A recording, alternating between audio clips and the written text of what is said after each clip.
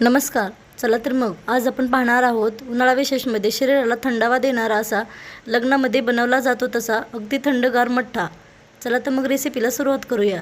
या ठिकाणी मी एका भांड्यामध्ये ताक काढून घेत आहे. तुम्हाला जर हवं असेल तर तुम्ही या ठिकाणी घरच्या दह्यापासून लगेच ताक बनवून त्याच्यापासून मठ्ठा बनवून घेऊ शकता. पण मी या ठिकाणी अगोदरच ताक बनवून ठेवलं होतं, त्याचाच वापर केलेला आहे. थंडगार ताक असं आपल्याला एका भांड्यामध्ये काढून घ्यायचं आहे. त्यामध्ये या ठिकाणी 1 चमचा मीठ टाकून घ्यायचं आहे. तुम्ही तुमच्या आवडीप्रमाणे मिठाचं प्रमाण जे आहे ते थोडंसं कमी जास्त करू शकता. लग्नातील मठ्ठा म्हणल्यानंतर तो थोडासा तिखट, आंबट, गोड असा प्रमाणामध्ये असतो. त्यामध्ये आता मी या ठिकाणी 1 चमचा जिरे पावडर टाकून घेतलेली आहे. जिरे पावडर अवश्य घाला, त्यामुळे मठ्ठा जो आहे तो चवीला खूप मस्त असा लागतो. या ठिकाणी मी 1 चमचा साखर टाकून घेतलेली आहे. साखर जी आहे ती या ठिकाणी आपल्याला थोड्याच प्रमाणामध्ये वापरायची आहे, त्यामुळे मी या ठिकाणी 1 चमचा साखर टाकून घेतलेली आहे.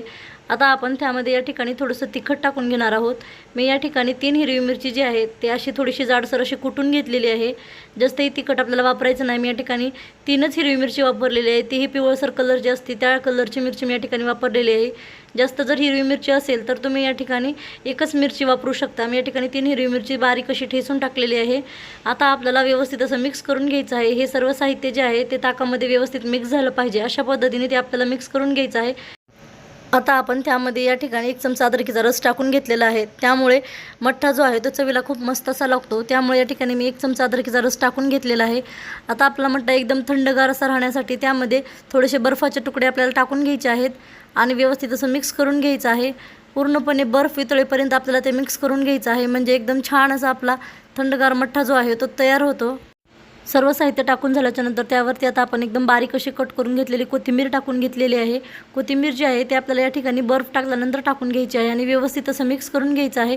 आता आपण त्यामध्ये 1 चमचा चाट मसाला टाकून घेऊया.